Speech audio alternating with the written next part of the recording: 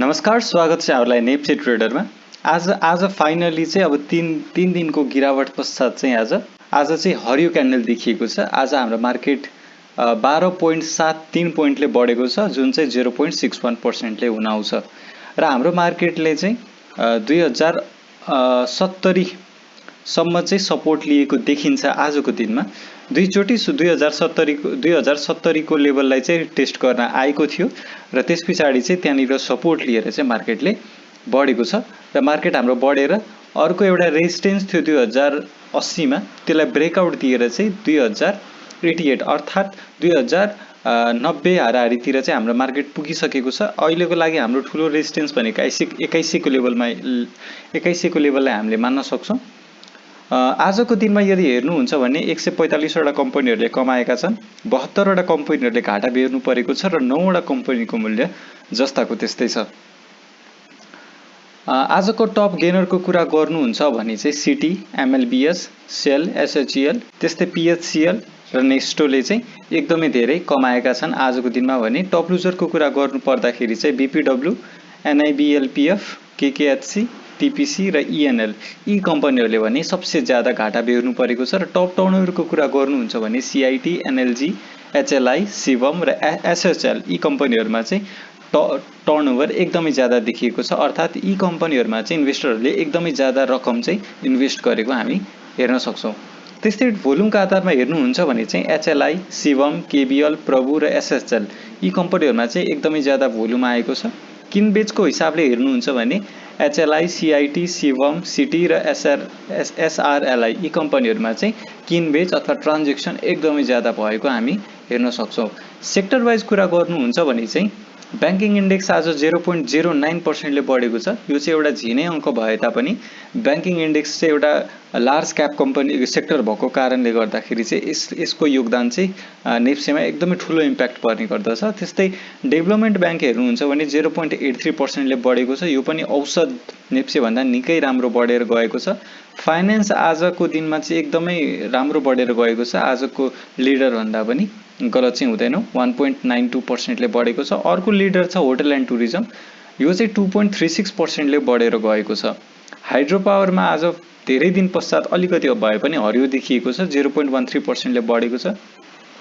Investment sector 1.36%ले बढेर गएको छ। यो पनि एकदमै राम्रो पर्सेन्टेज अथवा राम्रो अङ्कको वृद्धिले बढेको छ। लाइफ इन्सुरेन्स भने 0.25%ले बढेको छ। केही दिन मार्केट घट्दाखेरि पनि रौनक देखिएको लाइफ इन्सुरेन्समा आज त्यस्तो एकदमै सामान्य टाइपको वृद्धि छ। त्यस्तै म्यानुफ्याक्चरिङ एन्ड प्रोसेसिङको कुरा गर्नुहुन्छ भने 0.73%ले बढेर गएको छ। माइक्रो फाइनेन्स 0.77%ले बढेर गएको छ। त्यस्तै म्युचुअल फन्डको कुरा गर्नुहुन्छ भने 0.15%ले बढेर गएको छ। नन लाइफ भने 0.69%ले बढेको छ। अदर इन्डेक्स भने 1.62%ले बढेको छ र ट्रेडिङ इन्डेक्स भने 0.61%ले बढेको छ। अब आज सबै सेक्टरहरू पोजिटिभ छन्, सबै सेक्टरहरूले राम्रै परफर्म गरेको स्थिति छ। अब आगामी दिनमा चाहिँ कतातिर मार्केट जाला भन्ने कुराको लागि चाहिँ हामीले टेक्निकल एनालिसिस हेर्नुपर्ने हुन्छ। यदि आजको क्यान्डललाई मात्र विश्लेषण गर्नुहुन्छ भने चाहिँ आजको क्यान्डलको प्याटर्न चाहिँ इन्डिसिजन क्यान्डल बनेको छ, किनभने यसको लो र हाई लगभग बराबर त छैन, माथि धेरै बढेको थियो, तर पनि एउटा इन्डिसिजन क्यान्डल बनेको छ, जसको चाहिँ अथवा यसलाई चाहिँ हामीले एउटा डजी त भन्न मिल्दैन, तर डजी जस्तै देखिएको छ, किनभने यसको ओपनिङ र क्लोजिङमा खासै अन्तर नरहेको तर विकहरू चाहिँ ठुल्ठुलो भएको कारणले यसलाई हामीले डजी भन्न पनि पायौँ है। र त्यस्तै यो चाहिँ एउटा इन्डिसिजन क्यान्डल हो। लगानीकर्ताहरू चाहिँ अहिले स्योर छैनन्, मार्केट तल जाने हो कि माथि जाने भन्ने कुरो निश्चित छैन भन्ने कुरा हामी बुझ्न सक्छौँ। र भोल्युमले पनि त्यही भनिरहेको छ। भोल्युम पनि आज लगानीकर्ताहरूले चाहिँ अब अहिले पर्खाइको स्थितिमा रहेको, अहिले चाहिँ मार्केटले एउटा दिशा लिए पछाडि माथितिर गयो भने बाई गर्ने अथवा तलतिर गयो भने अनि बाई गर्नलाई कुर्ने अथवा सेल गरेर हुन्छ कि कसरी हुन्छ, त्यस्तो खालको रणनीतिको लागि अहिले कुरेको देखिन्छ है। र मैले भनेको पनि थिएँ यो प्यारलल ट्रेन्ड लाइनको चाहिँ बटम लागिसकेको छ। यदि यो प्यारलल च्यानललाई चाहिँ फलो गर्ने हो भने चाहिँ यही पोइन्टबाट बढ्नुपर्ने हुन्छ र नभन्दै बढ्यो पनि हाम्रो मार्केट है। त्यस कारणले मैले फेरि एकचोटि त्यो प्यारलल च्यानल ड्र गर्न चाहेँ। मैले लास्ट भिडियो हिजोको भिडियोमा पनि बनाएको थिएँ, फेरि एकचोटि बनाउँछु। प्यारलल च्यानल यदि बनाएर यदि हेर्नुहुन्छ भने चाहिँ के देखिएको छ भन्दाखेरि मैले किन यहाँबाट ड्र गरेँ भन्दाखेरि खासमा चाहिँ यहाँबाट ड्र गर्न हुँदैन थियो, यहाँबाट मैले ड्र गर्नुपर्ने हो होइन। ल यहाँबाट मैले ड्र गरेँ र यसलाई यस्तो मान्ने हो भने चाहिँ मैले के भनेको थिएँ भन्दाखेरि यदि यो प्यारलल च्यानललाई चाहिँ फलो गरेर मार्केट अगाडि बढ्दैछ भने चाहिँ यो सपोर्टको लेभललाई चाहिँ रेस्पेक्ट गरेर माथि बढ्नुपर्ने हुन्छ, नत्र भने यसलाई ब्रेकआउट दिएर तल गयो भने चाहिँ हामीले फेरि एउटा लोअर लोको श्रृङ्खला आउन सक्ने सम्भावना हुन्छ भनेर हामीले विश्लेषण गरेका थियौँ। तर नभन्दै आज एउटा इन्डिसिजन क्यान्डल भएको छ। अहिलेसम्मको लागि हाम्रो जुन टेक्निकल एनालिसिस थियो त्यो अहिलेसम्म करेक्ट छ भन्ने कुरा हामी बुझ्न सक्छौँ। र त्यस्तै यदि तपाईँहरूले यदि बाई गर्नुभयो भने तपाईँहरूको डिसिजनलाई म रङ भन्दिनँ होइन। मैले भनेको पनि थिएँ यदि तपाईँहरू यो बटममा किन्न चाहनुहुन्छ भने हाई रिस्क र हाई गेन छ भनेर, तर कन्फर्मेसनको लागि कुर्नुहुन्छ भने चाहिँ मार्केट अलिकति बढेर जान्छ, तपाईँले त्यस्तो साह्रो प्रफिट चाहिँ कमाउन सक्नु हुँदैन, तर तपाईँको लगानी यहाँ किनेको भन्दा चाहिँ निकै सेफ हुन्छ भनेर हामीले डिस्कस गरेका थियौँ र नभन्दै त्यस्तो पनि भयो। अब कन्फर्मेसनको लागि चाहिँ हामीले इन्डिकेटरहरू हेर्नुपर्ने हुन्छ। पहिलो नम्बरमा मैले इन्डिकेटर देखाउन चाहेँ एमएससिडी अनुसार यदि हेर्नुहुन्छ भने चाहिँ सेल सिग्नल दिइसकेको छ होइन। अब कुरा के रह्यो भन्दाखेरि चाहिँ अब सेल सिग्नल आउँदैमा चाहिँ अब बेचिहाल्ने भन्ने पनि हुँदैन होइन, किनभने लास्ट टाइम पनि बाई सिग्नल दिएकै हो यहाँनिर। तर के भयो एमएससिडी निकै राम्रोसँग बढेर जाँदाखेरि पनि के भयो भन्दाखेरि मार्केट बढ्न सकेन र यहीँबाट मार्केट झर्दै आयो है। त्यस कारणले चाहिँ अब यहाँनिर के सम्भावना हुनसक्छ भन्दाखेरि यदि यो प्यारलल च्यानललाई पनि फलो गरिरहेछ, मार्केट पोजिटिभ पनि भएको छ, दुईवटा पोजिटिभ कुरा भइहाल्यो। र अर्को पोजिटिभ कुरा के हुनसक्छ भन्दाखेरि एमएससिडी अहिले सेल सिग्नल त आइसक्यो होइन, तर भोलिको दिनमा चाहिँ यसरी बढ्दियो भने चाहिँ हुक प्याटर्न बनिदिन्छ क्या है। एमएससिडीमा हुक बनिदियो भने चाहिँ के हुन्छ भन्दाखेरि एकदमै ठुलो र्याली आउन सक्ने सम्भावना रहन्छ है। यहाँनिर पनि हेर्नुहुन्छ भने एउटा हुक प्याटर्न बन्न खोजिरहेको थियो र फाइनली एउटा हुक पनि मान्न सक्छौँ यसलाई होइन। र त्यो भन्दै के भयो त एउटा ठुलो र्याली आयो। अब यहाँनिर फेरि एउटा हुक आइदियो भने के हुन्छ त भन्दाखेरि एकदमै ठुलो हामीले गेन अथवा र्याली चाहिँ हेर्न सक्ने सम्भावना रहन्छ। अहिलेको लागि नेगेटिभ भइसकेको केही पनि छैन है। आज मार्केट बढ्यो तर भोल्युम नआउनुमा पनि हामीले चित्त दुखाउनु पर्ने स्थिति केही पनि छैन, किनभने मान्छेहरू डराएका छन् स्थिति है। हेर्नुहोस् 2100-2200मा पुगेर मार्केट धेरै पटक फर्किसकेको छ होइन। यो पालि पनि त्यस्तै हुनसक्छ भन्ने कुरा गलत नहुन पनि सक्छ होइन। त्यस कारणले गर्दाखेरि चाहिँ लगानीकर्ताहरूले चाहिँ आज आँट देखाएनन्, उनीहरूले चाहिँ आज पर्खाइ र कुराइको स्थितिमा नै छौँ भनेर हामीले अब बुझ्न सक्छौँ। लगानीकर्ताहरूमा चाहिँ अहिले कन्फिडेन्सको कमी भएको कारणले गर्दाखेरि चाहिँ खासै बढ्न सकेको छैन आज है। अब एउटा पोजिटिभ न्युज आइदियो होइन, अथवा टेक्निकली पनि मार्केटले एउटा दिशा त लिन्छ नै। अब साइडवेज गयो भने पनि ब्रेकआउटै हुने सम्भावना रहन्छ। यदि यसलाई फलो गर्दै फेरि माथि बढ्यो भने मात्र यो प्यारलल च्यानल चाहिँ के हुन्छ भन्दाखेरि भ्यालिड हुन्छ। यदि वान आवर टाइम फ्रेममा पनि यदि हेर्नुहुन्छ भने चाहिँ के देखिन्छ भन्दाखेरि एकैछिन यसलाई समय दिउँ ल। यो अनुसार पनि हेर्नुहुन्छ भने निकै राम्रो यो ट्रेन्ड लाइन चलिरहेको छ होइन। किन यो चाहिँ एकदमै एक्युरेट पनि हामी मान्न सक्छौँ। यहाँ हेर्नुहोस् मैले यो डे वाइज बनाएको थिएँ, तर यहाँ हेर्नुहुन्छ राम्रोसँग भने के भएको छ भन्दाखेरि यसलाई एकदमै राम्रोसँग रेस्पेक्ट गरिरहेको छ है। किन मैले यस्तो भनेको भन्दाखेरि यसको मिडल लाइनलाई पनि रेस्पेक्ट गरेरै मार्केट है यहीँनिर सपोर्ट लिएर बढेको छ।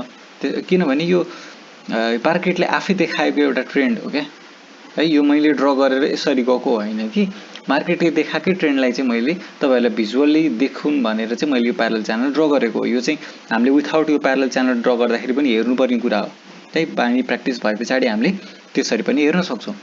अब यहाँ के देखियो भन्दाखेरि फेरि त्यसपछि मार्केट झर्न सुरु गर्यो होइन।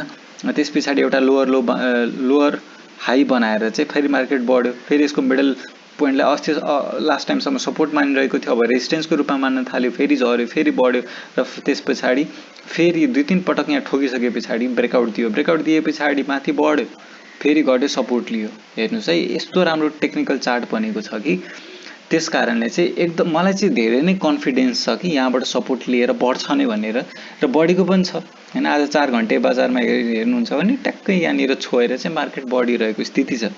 त्यस कारणले चाहिँ पर्सनल्ली मेरो मेरो यदि कुरा गर्नुहुन्छ भने चाहिँ मलाई धेरै कन्फिडेन्स छ है मार्केट बढेरै जान्छ भनेर हैन।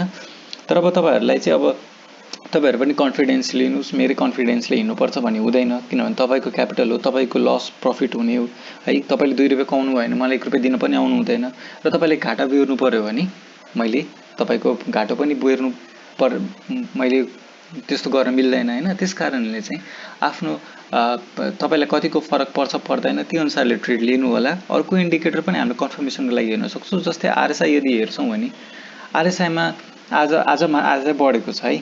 आरएसआई कहाँ गएर सपोर्ट लिएर बढ्यो यदि 1 आवरली टाइम फ्रेममा हेर्ने हो भने चाहिँ लगभग तपाईको 40 को 38 40 मानौं न 40 को हाराहारीमा चाहिँ सपोर्ट लिएर बढेको छ। यो पनि नट ब्याड है, किनभने अब बढेर जाने सम्भावना निकै माथि छ क्या। किनभने यदि यो र्यालीहरु पनि हेर्नुहुन्छ भने के भयो भन्दाखेरि यहाँ हेर्नु त आरएसआई कहाँ थियो 60 को लेभलमा हुँदाखेरि पनि हाम्रो बजार कहाँनिर थियो भन्दाखेरि 1900 तिरै थियो। तर यहाँ हेर्नुस् त यहाँ निकै तल 40 को हाराहारीमा आइसक्दाखेरि पनि हाम्रो मार्केट कहाँ छ त भन्दाखेरि 2000 झन्डै 2100 को हाराहारीमा छ क्या है। त्यही भएर यस्तो करेक्सन आएर यदि मार्केट बढ्छ भने एकदमै उत्कृष्ट हुन्छ है। र अर्को इन्डिकेटर मैले बोलिङ्गर ब्यान्ड देखाउन चाहे है त।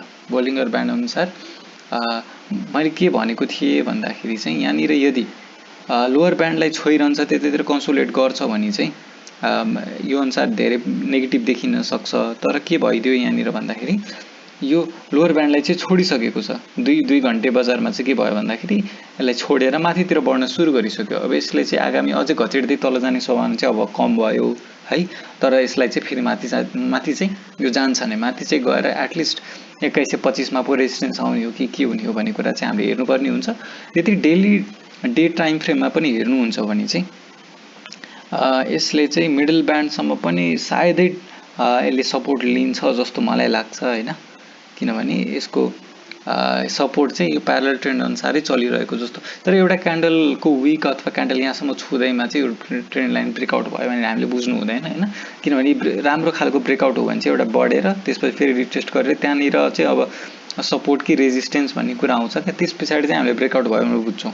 अहिले एउटै क्यान्डलले छुदैमा चाहिँ हामीले यसलाई ब्रेकआउट दियो भनेर चाहिँ बुझ्नु हुँदैन है। त्यसकारण चाहिँ यसको सपोर्ट यहाँ पनि हुन सक्यो, यहाँ पनि हुन सक्यो। 2060 देखि 2070 सम्म चाहिँ यसको सपोर्ट देखिन्छ है। र आज हाम्रो मार्केटले चाहिँ 2070 तिर चाहिँ सपोर्ट लिएर मार्केट बढेको छ। हाम्रो एकजना सब्स्क्राइबरले चाहिँ कमेन्ट गर्नु भएको छ है त। उहाँले भन्नु भएको छ गुरु मलाई यो शिवम के गर्दा राम्रो हुन्छ भिडियोमा भनिदिनु न, बुक गर्दा हुन्छ कि होल्ड गर्दा राम्रो भनेर सोध्नु भएको छ। अब शिवम चाहिँ पर्सनली कुरा गर्नुहुन्छ भने शिवम सेक्टर अथवा यो सिमेन्ट सेक्टरको चाहिँ एउटा मात्र कम्पनी रहेको छ हाम्रो नेप्सेमा लिस्ट भएको है। गोराई सिमेन्टले त अब के भन्ने अब ठग गरेर के गरेर हाम्रो पैसाहरू अहिले फसिरहेको स्थिति छ। फस्न त फसेको होइन, उनीहरूले लिएको पनि होइन, हाम्रै खातामा छ, ब्लक भएर बसिरहेको छ। तर पनि हामीले त्यो पैसा चलाउन पाएनौं हैन। अर्को आइपिओ आउँथ्यो होला, त्यो पैसाले त हामीले 4 वटा आइपिओ भर्न पुग्थ्यो हैन। जो लगानीकर्ताहरूले चाहिँ अब 20 किताब भर्नु भयो। मैले पनि भनेको थिएँ 20 किताब भर्नुस्, मैले पनि भरेको थिएँ। 20-30 किताब भर्नेहरूको त अब कति लगभग 7-8 वटै कम्पनीहरूलाई भर्ने पैसा फसेको छ। त्यसकारणले चाहिँ यो अब हाम्रो निकायहरू सेवनहरूले के गर्छ अब त्यतातिरै आश राख्नुपर्ने हुन्छ। सेवमको कुरा गर्नुहुन्छ भने चाहिँ पोजिटिभ देखिएको छ है। यो बोलिङ्गर ब्यान्ड अनुसार पनि हेर्नुहुन्छ भने एउटा सानोतिनो करेक्सन आउँदै माथि बढिरहेको स्थिति छ। अहिले नेगेटिभ भइहाल्नु पर्ने केही पनि छैन। यदि तपाईसँग छ, तपाईको कमेन्टले मैले के बुझेँ भन्दाखेरि तपाईसँग छ है शिवम मैले होल्डै गर्नुस्। अब यसको एउटा ट्रेन्ड लाइन यदि बनाउनुहुन्छ भने यसको नि एउटा राम्रो प्यारलल च्यानल चाहिँ हामीले ड्र गर्न सक्छौं है। यहाँनिर यदि एउटा प्यारलल च्यानल ड्र गर्छौं भने चाहिँ एकैछिन अलिकति एक्युरेट चाहिँ भएन। यसलाई म यसरी बनाउँछु है। यदि यसरी पनि हेर्नुहुन्छ भने चाहिँ के देखिएको छ भन्दाखेरि यो प्यारलल च्यानललाई ब्रेकआउट नदिएसम्म चाहिँ किन सेल गर्ने। एकदमै राम्रो प्याटर्नले मार्केट बढिरहेको स्थिति छ है। यो च्यानल पनि हेर्नुहुन्छ भने के भयो त भन्दाखेरि यो रेजिस्टेन्स सपोर्ट भन्दा पनि रेजिस्टेन्समा धेरै ठोकिएको छ क्या है। तर यो ठोकिदैमा के पनि हामीले आतिनु पर्ने स्थिति नै छैन है। किनभने यो प्यारलल च्यानलको रेजिस्टेन्ससम्म यो सपोर्टसम्म आउनै परेको छैन है। यो जुन प्यारलल च्यानलको एकदमै लोएस्ट सपोर्ट छ यो लेभलमा। यहाँनिर एकचोटि आयो मार्केट, त्यस पछाडि आएकै छैन, यो मिड पोइन्टबाटै सपोर्ट लिएर बढिरहेको स्थिति छ। आज पनि रेड क्यान्डल बने तापनि आज शिवम बढेरै गएको छ है। ओपनिङ भन्दा चाहिँ तलै क्लोज भएको छ, तर हिजोको कम्पेयरमा कुरा गर्नुहुन्छ भने चाहिँ आज बढेर गएको छ। अब यो बढुन्जेलसम्म चाहिँ हामीले बढ्ने दिने हो। यसको टार्गेट हामीले कम्तीमा पनि 700 देखि 750 राख्न सक्छौँ, अथवा इनफ्याक्ट यो धेरै नै घटेको कम्पनी हो होइन। ठुलो अमाउन्ट टर्नओभर आइरहेको छ यसमा चाहिँ अब के भयो भन्दाखेरि प्रमोटरहरूले सेल गरेर यसलाई उठाइरहेको स्थिति जस्तो मलाई लाग्छ है। अथवा प्रमोटरले होइन भने एटलिस्ट ठुलो पैसा ठुलो अमाउन्ट भएको लगानीकर्ताहरूले चाहिँ के गरिरहेको छ भने एक्युमुलेट गरिरहेको स्थिति छ। त्यस कारणले चाहिँ अहिले यसमा एउटा मिठो र्याली आएको छ है। अहिले तपाईँसँग छ भने होल्ड गर्नुहोस्। म त इनफ्याक्ट के भन्छु भन्दाखेरि अहिले करेक्सन सकेर बढ्ने क्रममा छ, यदि मिल्छ भने तपाईँ अलिकति एभरेजिङ गरेर थप्न पनि सक्नुहुन्छ है। तपाईँले थप्नुभयो भने तपाईँको प्रफिट पनि अझै बढेर जाने सम्भावना हुन्छ होइन। घट्यो भने फेरि तपाईँको प्रफिट पनि कम हुने भयो। त्यस कारण अब तपाईँको आफ्नो अवस्था अथवा तपाईँको क्यापेसिटी अनुसार चाहिँ यो यसमा ट्रेड गर्न सक्नुहुन्छ। तर मेरो सुझावको कुरा गर्नुहुन्छ भने चाहिँ अहिले होल्डै गर्नुहोस्। अहिले सेल गर्नु पनि कुनै स्थिति छैन, पोजिटिभ नै देखिरहेको छु मैले चाहिँ। अब केही लगानीकर्ता जस्तो अब नामै खोलेर भन्न मिलेन, उहाँहरूले चाहिँ अब यसमा सप्लाई धेरै छ चाहिँ भन्दै यसमा जाँदै नजानु फालिदिनुहोस् भन्नेहरू पनि छन्। अब राम्रो कम्पनीमा लगानी नगरे कहाँ गर्ने त होइन। शिवम एउटा म्यानुफ्याक्चरिङ कम्पनी हो, उसको बिजनेस मोडल राम्रो चलिरहेको छ। शिवममा अहिले पनि हामी बाहिर हेर्छौँ भने शिवम सिमेन्टको पोस्टरदेखि लिएर शिवम सिमेन्टले चाहिँ अब रोड साइडको रोडबाट देखिने घरहरूमा पनि पेन्ट गराएर एकदमै ठुलो प्रचार प्रसार गरिरहेको छ। बिजनेस मोडल राम्रो छ होइन। त्यस कारणले चाहिँ अब शिवम अहिले धेरै यसको अनलक हुँदैमा केही पनि खासै बिग्रिँदैन होइन। अब अनलक हुँदै अब धेरै सेयर छ भन्दैमा हामीले राम्रो कम्पनीमा जाँदै नजाने पनि होइन। आजको दिनमा अब स्टिल बोनस दिने सम्भावना धेरै छ होइन। बोनस दिएर क्यापिटल बढाउन पनि सक्छ। अब पछिको दिनमा त्यसले क्यास डिभिडेन्डहरू दिएर तपाईँहरूलाई खुसी बनाउने एकदमै राम्रो खालको कम्पनी क्या। लङ टर्ममा हेर्नुहुन्छ भने निकै राम्रो कम्पनी हो, एउटा ब्लू चिप कम्पनी पनि हुनसक्छ पछिको दिनमा। अहिले ब्लू चिप कम्पनी भन्न मिल्दैन किनभने यसले लिस्ट भएकै धेरै भएको छैन। त्यसपछि यसको डिभिडेन्ड हिस्ट्रीहरू पनि हेर्नुपर्ने हुन्छ होइन। त्यसकारण यो डिभिडेन्ड दिने हिस्ट्री पनि धेरै छैन क्या यसको है। त्यस कारणले गर्दाखेरि चाहिँ यो राम्रो पोटेन्सियल भएको कम्पनी हो। अहिले अब यसको पी हेर्नुहुन्छ भने निकै ओभर प्राइस देखिएको छ टेक्निकली, तर किन 75 छ त भन्ने कुरा हो क्या। यति धेरै भोल्युम, यति धेरै यसको क्यापिटल छ, त्यही पनि यसको पी 75 किन छ भन्दाखेरि के रिजनले गर्दा छ भन्ने कुरा चाहिँ हामीले बिर्सनु हुँदैन है। त्यति भन्दै मैले बिदा चाहिँ, भिडियो आज लामो पनि भयो। हस् त आजलाई यति नै। भिडियो कस्तो लाग्यो राम्रो लागेमा कमेन्टमा बताइदिनु होला र लाइक पनि गरिदिनु होला, र च्यानलमा नयाँ हुन्छ भने सब्सक्राइब गरेर साथ पनि दिनुहुनेछ भनेर मैले आशा राखेँ। हस् त आजलाई यति नै, धन्यवाद।